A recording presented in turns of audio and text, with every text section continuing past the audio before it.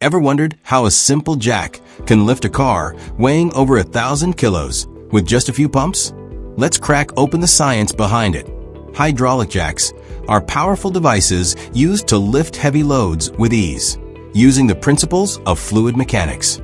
A typical hydraulic jack consists of a sturdy base, a cylinder, the pressurized chamber where hydraulic force builds up to lift the load, a piston, the ram piston, sometimes called the lifting piston, rises under pressure and actually lifts the heavy object. Oil reservoir. It stores the hydraulic fluid that powers the entire jack.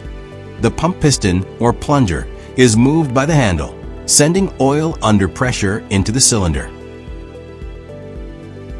A one-way check valve controls the oil flow, making sure fluid only travels in one direction and holds pressure. And a release valve. Each part plays a crucial role in lifting and lowering the load. The hydraulic jack works on Pascal's law, which states that pressure applied to a confined fluid is transmitted equally in all directions. When the handle is operated, it activates the pump, forcing hydraulic oil from the reservoir through a one-way check valve into the cylinder. The check valve ensures that the oil only flows in one direction. As the pressurized oil enters the cylinder, it pushes against the piston. The upward force generated lifts the load, whether it's a car, truck, or heavy machinery. The check valves prevent any backflow of oil, ensuring that the piston remains in place, keeping the load securely lifted.